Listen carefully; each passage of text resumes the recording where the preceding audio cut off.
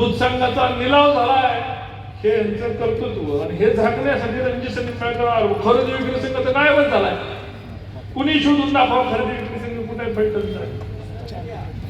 Muster India. मला market committee बद्दल बोलायचं नाही. अजून लोक बिचारी गोरगरीब दिवाळीत बसलेत ना. 22 दिवस झाले निकम वकील, त्यांचे वेदना, त्यांच्या डोळ्यातलं पाणी श्रीमंतांना दिसत नाही. श्रीमंतांना काय दिसतंय? पुतळा बांधणार म्हणतात. बांधा पुतळा तुम्ही, मी नाही म्हणत नाही, आम्ही मदत करू.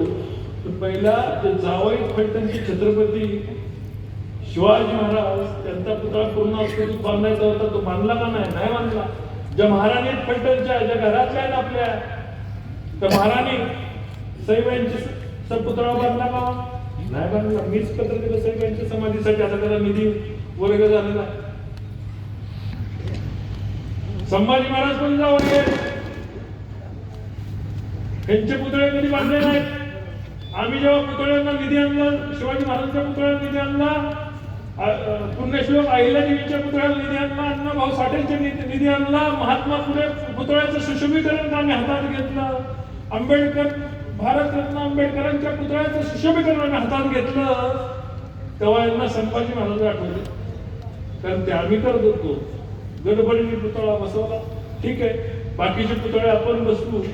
या ताईचा पुतळा बसवायचा असेल तर निश्चितपणे आम्ही त्याला मदत करू. पण ताईच्या बाबतीत जे राजकारण करतायत की तुम्ही त्यांच्या घरच्यांना माझी विनंती आहे की तुमच्यासाठी हे अश्रू, हे मगरमच्छ के अश्रू आहे, हे रणजित निंबाळकरला बर्बाद करण्यासाठी अश्रू आहेत. ते फोनवरनं व्हॉट्सअप कॉलवरनं बोलणार.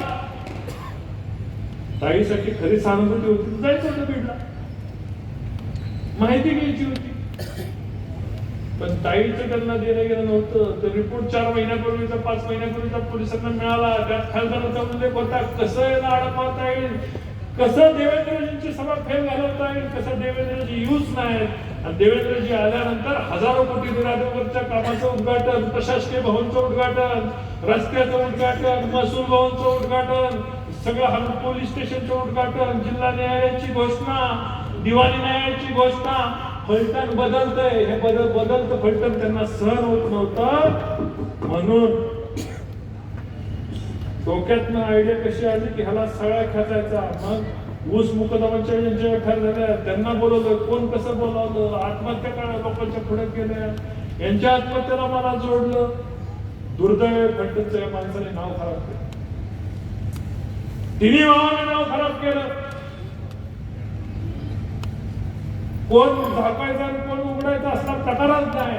त्यांना सर्वसामान्य माणसं पुढाला, आम्ही गरीब कुटुंबात पुढालो. मालोजीराजे जरी आमच्या कुटुंबात गेले असेल तर आमची अवस्था आम्हाला माहिती. माझ्या वडिलांनी हॉटेलमध्ये 13व्या-14व्या वर्षी बाहेर पडून हॉटेलमध्ये काम केलंय, साखर कारखान्यामध्ये काम केलंय, स्वतःच्या मनगटाच्या जीवावर संसार उभा केलाय. आणि त्यांच्या पोरांनी हिंदी कारखाने भाड्याने दिले आणि ह्या पोरांनी कारखाना त्यांच्या नावाने उभा करून टाकला. हे कधी कौतुक. आम्ही काय बाप दादाच्या पैशावर, आजोबाच्या पैशावर आलेलो नाही. रणजित निंबाळकर तर काहीच घेतलेलं नाही. आज ह्यांचे धंदे काय? जुनं ऐकायचं. शिरीचीवाडी म्हणून गाव आहे, जावली गाव आहे, ढवळेवाडी गाव आहे. महसूल मंत्री कोण झालं आणि कुणी कोणाचे शिक्के टाकले. लोक, हजारो लोकांच्या जमिनी एका दिवसात कब्जा कशा केला, जाणच पाहिजे. आम्हाला त्या 500 एकर MIDC त्या पुजारींनी मला सांगितलं. मी त्यातनं 4-5 वर्षापूर्वी राजीनामा दिला. पण मी सरकारला सांगितलं ते MIDC करा, 25,000 पोरांना काम देईल, लाख पोरांना काम मिळेल, जमीन फुकट घेऊन टाका. रुपयाला कोणाच्या मिंदा नाही. हजारो कोटी रुपयाचे टर्नओव्हर झाले, रुपये कोणाचा राहिला का शेतकऱ्याचा?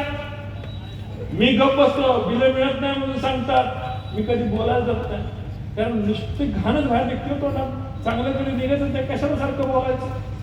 ही सरकारी नाही, ही बहीण, त्या बहिणीचं माझ्यामुळे चुकून कुठं तिच्याविषयीचं चरित्रहनन होऊ नये म्हणून मी शांत बसतो, नको बोलायला 3-4 दिवस.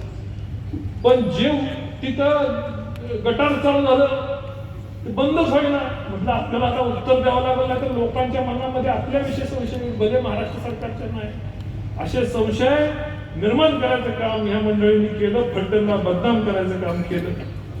मी आपल्या माध्यमातून इलेक्ट्रॉनिक मीडियाच्या माध्यमातून मी आज जाहीर करतो, मी हे सगळं बोलतोय खरं मानू नका, पुरावे गृहीत धरू नका. जे काय तुमचं नार्को टेस्ट असतं आणि लाय डिटेक्टर असतं, ह्याला एकही माझ्यावरचा आरोप सिद्ध करताना मी पुढे जायला तयार आहे. पण ह्या मंडळींनी कुमांड केलेले, ताईला पण बोलवा, त्या मेहबूबला पण बोलवा आणि ह्यांना पण बोलवा, चारही टेबल लाईनीने लावा. रणजित निंबाळकरची नार्को लाय डिटेक्टर सगळी टेस्ट करा. जर त्यामध्ये एक जरी चुकीचं लागलं तर रणजित निंबाळकर जेलला जायला भेटणार नाही, स्वतः जाऊन आनंदाने तुरुंगात बसेल. पण माझं यांना आव्हान आहे, तुम्ही नाव न घेता आरोप करताय, मी नाव घेऊन आरोप करतोय. जे इतर लोकांनी आरोप अपुऱ्या माहिती ताईने असेल किंवा अन्य असेल अपुऱ्या माहितीच्या आधारे आरोप केले, त्यांना माहिती कुणी पुरवली हे पण त्यांनी येऊन सांगावं. आणि नार्को टेस्टची तारीख सगळ्या सोशल मीडियाच्या मोठ्या नेटवर्क कंपनीने घ्यावी, त्याचे पैसे मी भरतो. म्हणाल ते डॉक्टर तिथं आणा, म्हणाल ते दवाखान्यात मला न्या, म्हणाल तिथं लाईट डिटेक्टर घ्या. रणजित निंबाळकर टेस्ट पासून आरोपांपासून मागे सरणार नाही. माझं जाहीर आव्हान आहे, तारीख सोशल मीडिया नेटवर्क मोठ्या कंपनीने मोठ्या न्यूज चॅनलवाल्यांनी करायची. आणि ह्यात आरोप झाले, या संपदापासून ननावऱ्या कुटुंबापर्यंत सगळ्यांचा माझा काही संबंध होता का लाईट डिटेक्टर करायचं. आव्हान आहे कुटुंबांनी जे आरोप केले त्याच्याबद्दल लाईट डिटेक्टर करायचं. आणि ह्या सगळ्यांना माझ्याबरोबर लाईट डिटेक्टर करायचं, नुसतं आरोप करून बेळात जायचं नाही. समोर येऊन लाईट डिटेक्टर मध्ये खरे आरोप पुरावे देऊन खरंय म्हणून सांगायचं काम आता करायचं.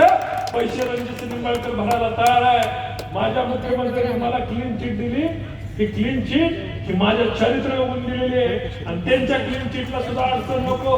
हुन जाऊन नार्को टेस्ट, हुन जाऊन lie detector test. Ranjit Nimbalkar तयार आहे, तुम्ही कुणाला घाबरणार नाही. माझ्या भगिनी या ठिकाणी उपस्थित, माझी बहीण या ठिकाणी, माझी आई या ठिकाणी, माझी पत्नी या ठिकाणी, माझी मुलगी या ठिकाणी, माझे भाऊ या ठिकाणी. कशाला घाबरायचं? घाबरू का मी?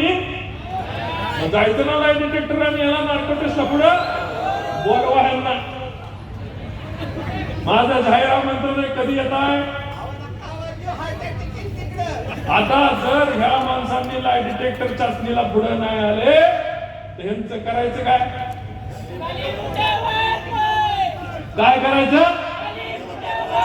मी असं काय म्हणणार नाही. तुम्ही जे काय करायचं ते तुम्ही ठरवा.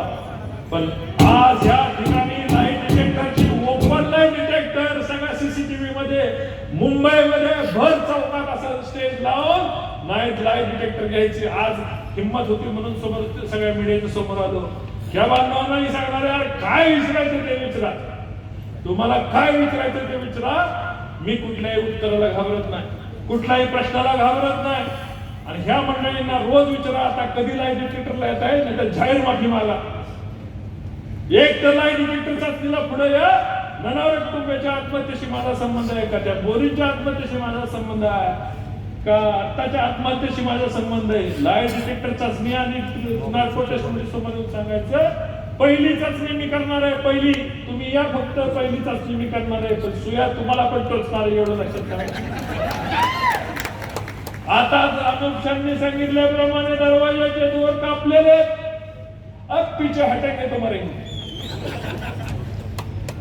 आता राजकारणामध्ये तुम्ही ज्या षडयंत्रापर्यंत गेला त्या षडयंत्रामध्ये तुमचा सत्यानाश झाल्याशिवाय राहत नाही. मी आज दिलेलं आव्हान तुमचा दम असेल तर स्वीकारा, आणि नाहीतर नाईक निंबाळकर नाही हे खरं एकदा सांगून का. माझ्या ताई मेहबूबाई यांच्याविषयी यांना माझ्याकडनं जाहीर माफी करून त्यांना दिलेलं कागद चुकीचा आहे. पण माफीच्या परत आरोप झाले तर कुणाला कुठं पाठवायचं मी असाही बदनाम झालोय, तसाही बदनाम झालोय. बरोबर आहे ना? सांगतात तर 277 केसेस करतात, आता 277 केसेस करून दाखवतात. आणि सगळ्याचे पैसे, वकिलांचे पैसे भरण्याची ताकद परमेश्वराने माझ्याकडे दिलेली आहे. बरोबर आहे? तुमचं समाधान झालं का? तुमच्या चाचणीत पास झालो का? तुमची शंका आहे का? नक्की नाही ना? हात हात वरती करून सांगा मग आमची शंका नाही. मीडियाला माझी विनंती जरा कॅमेरा फिरवा. या माझ्या मायमावलीची, माझ्या भावांची, माझ्या वडिलांची, माझ्या आईची माझी कुणाची शंका नाही, माझ्या पुरीची शंका नाही ना शंका. मग आता मीडिया मला प्रश्न विचारेल, जे प्रश्न मला विचारेल त्याचं उत्तर मी देणार आहे. तुम्हाला ज्यांना प्रत्येकाला विनंती आहे शांत चित्ताने ऐकून घ्यायचं.